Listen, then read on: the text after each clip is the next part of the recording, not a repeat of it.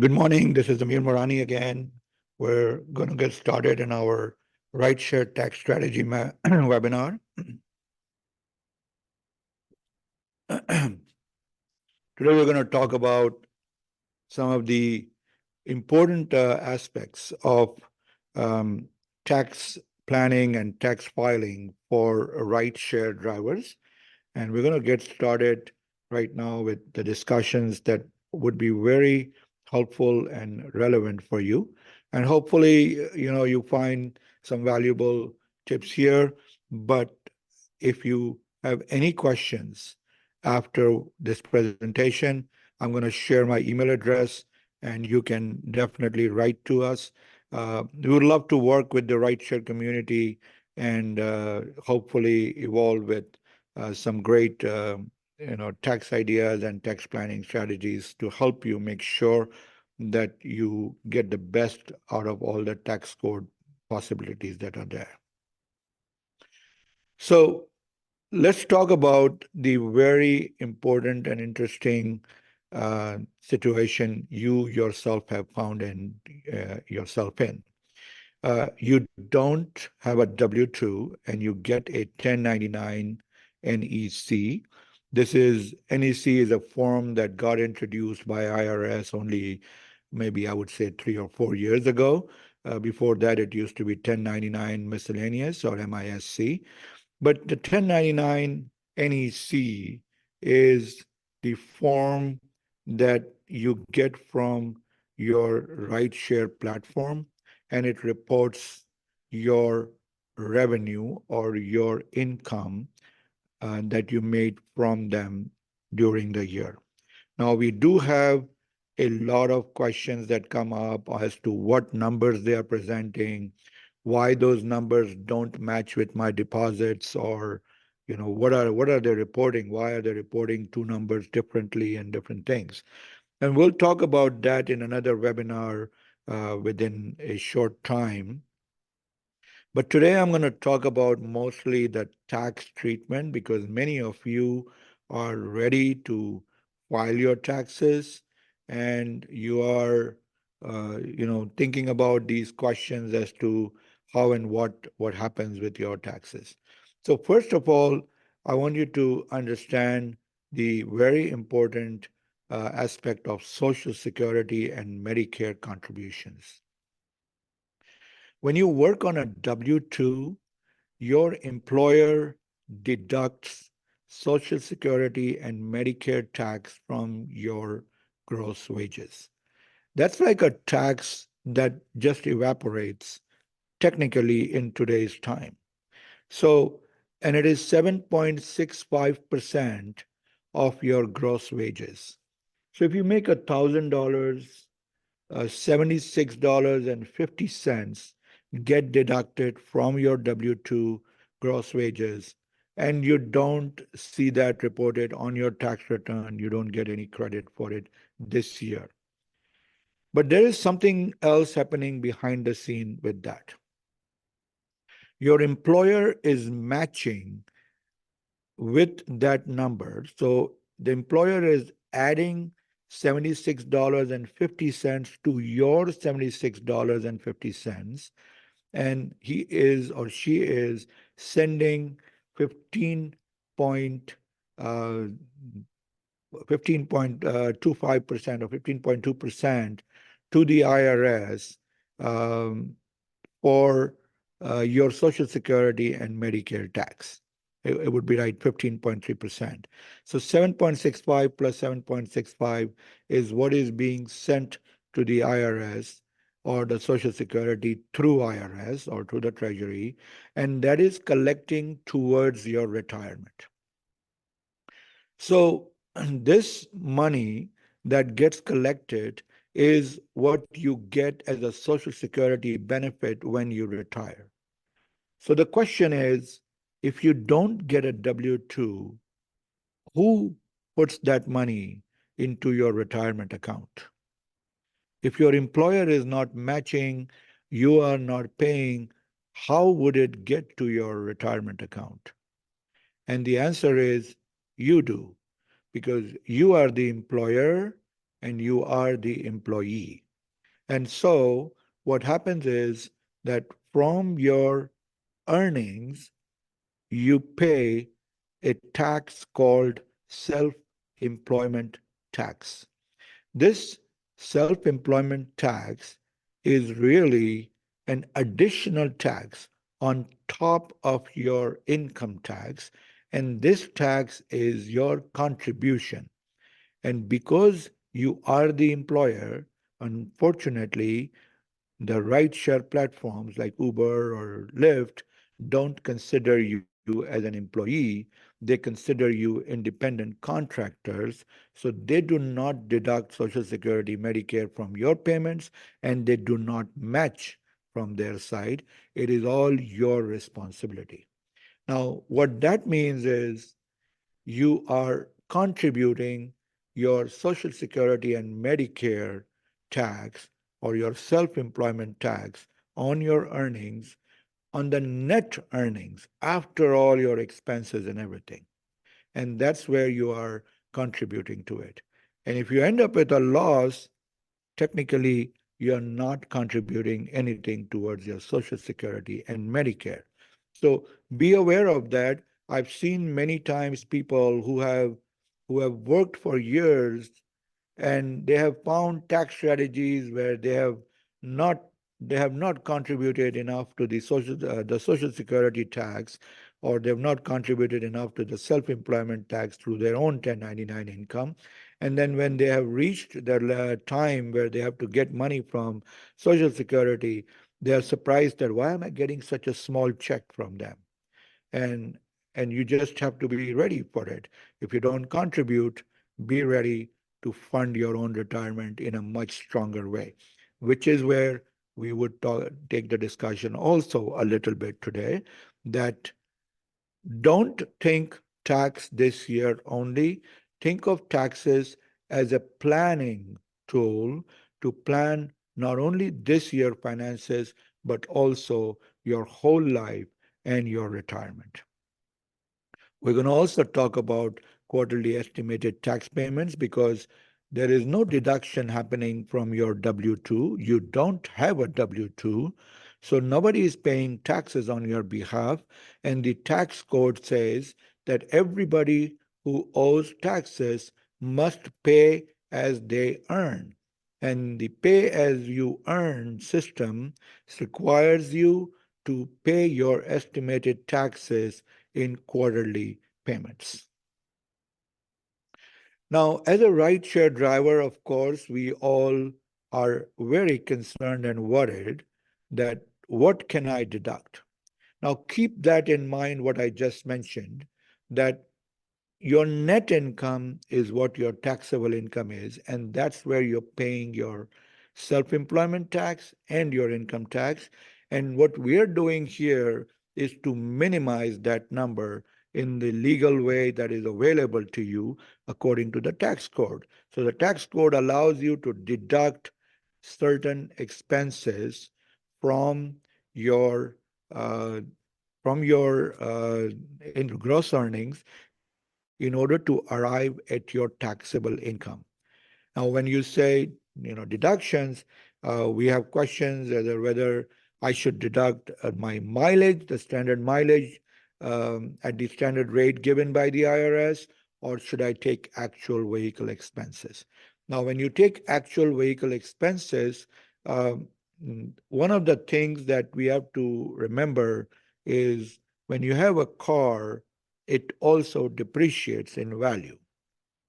And if you take actual expenses, then you would also want to carry your car as a business asset on your tax return and take depreciation. Now, if you use that car for your personal life also, then your depreciation, you would have to take a percentage of what percentage of your car is for business, and then you would proportionately take charges on that. So actual vehicle expenses may turn out to be a good thing for some people and mileage for other people. The mileage rate that the IRS gives every year, that is a per mile rate, and there the IRS is capturing everything. they're capturing the depreciation, they're capturing the fuel cost and the maintenance cost, all kinds of expenses that you incur, insurance, everything that you incur for maintaining your car is included in that mileage. Now, I'm going to come to that discussion again in a minute, but there are certain other things that I want to cover here, and that's like, your cell phone that you use for your business purposes. If it is being used for personal and business, then you can, come up with a percentage on what percentage. If you have health insurance, make sure you record, keep that cost separately because you are eligible to deduct your health insurance against your income, and then some supplies and accessories. Now, here I'm going to try to, combine all of this discussion into some kind of a full picture that you're running a business. You're running a business of driving people to wherever they want to go, or either delivering food or other items for people. Now, this is your business. And in that business, you may be incurring some additional expenses. Now, what has happened is in the IRS tax code, the mileage is a very specific thing that has been there for years and years, and it is for the business use of your car. Now, what happens is people working in different businesses, different jobs, they may sometimes have to drive somewhere for business purposes. So maybe you're working somewhere and you have to drive to the post office, or you have to drive to the office supply store to pick up some supplies. And in those situations, you are driving your personal car for the business purpose, and that mileage is considered to be the use of your car for business purposes. But what if your business is driving? It's not, you're not in another business where you have to drive for that business. You are in the business of driving. And that's where we, I personally take that approach that there has to be more thought to be put in this discussion beyond just standard mileage, because you're not in the business of something else and you're just driving for business. You are in the business of driving, and that's where things change.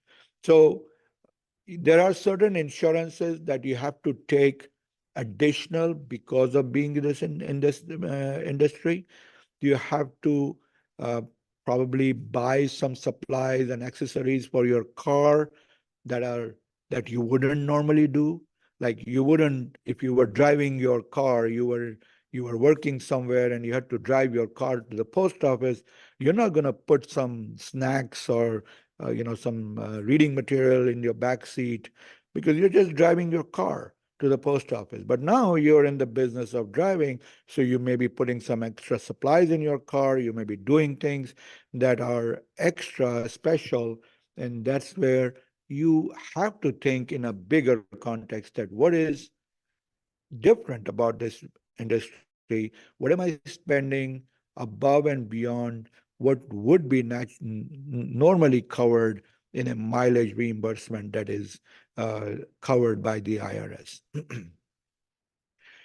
That is to open up your thought that think of your business being a business and not just being, don't think yourself of being just a driver who's driving a car and so I deduct my expenses. And so when I say that you are in a business, you need a profit and loss statement. And so we are happy to share a template that we have available. And I'm going to share a QR code to get on our app, and you can then possibly get the template from there too. We're going to put it there. And you can use that template, or if you want, you can email it to us. email to us, and we will email the template back to you. But there is a template that we are sharing with all the rideshare in the industry people, where they can create a profit and loss statement for themselves for the business.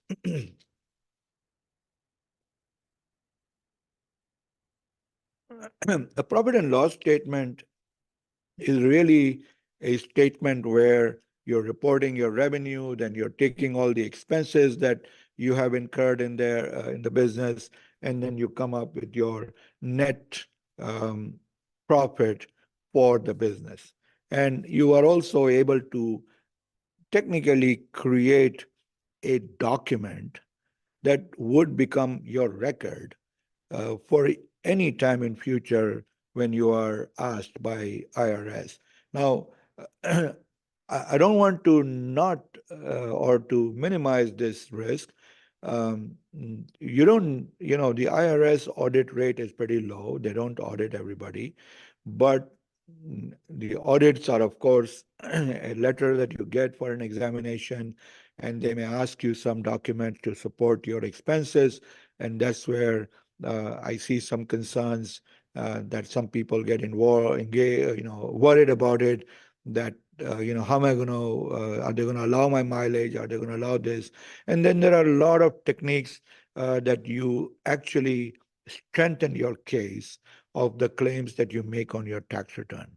And that's where, as time goes, we will work more and more with the industry people to help them strengthen these things, that so that their records are good on what they are claiming in the tax return.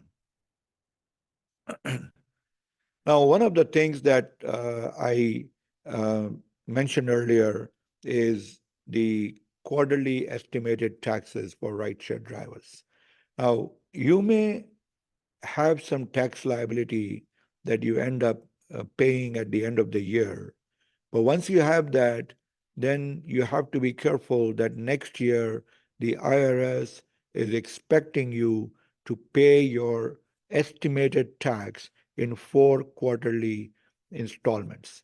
And you have to make those payments on a quarterly basis, and that is something that there is a math to it, how much you have to pay, but you have to make sure that you get that calculation and make sure you pay those estimated taxes, and you're paying for the next year.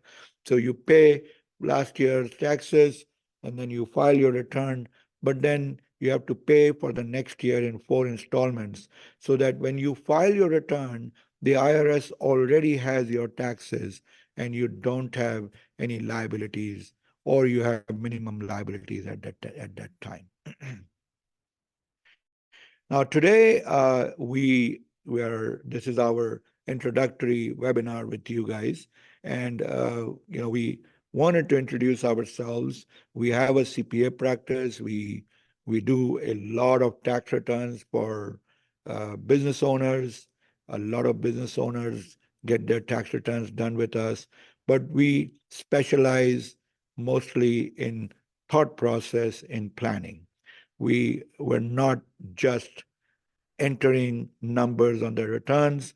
Of course, we have to do that to file the returns, but we also will help you think through what else can you do to improve your tax situation in the year ahead. Now, why file your taxes with the CPA? The reason, and of course, when you think of a CPA, we would like you to think about us, but wherever you go, uh, hopefully coming to us, but if you don't come to us, even if there you go to a CPA, the reason is you want to open up avenues of thought. What what can you do with your tax planning? Now remember, taxes are not only filing a return and taking care of reporting your taxes and done with it. Taxes also create opportunities. Taxes create opportunities for your retirement planning. As I mentioned a few minutes ago, nobody is paying your Social Security and Medicare. If you don't do it, who will? So if you have your income reported, then the Social Security and Medicare will go against it. But then you may also have some opportunity to put some more money towards your retirement.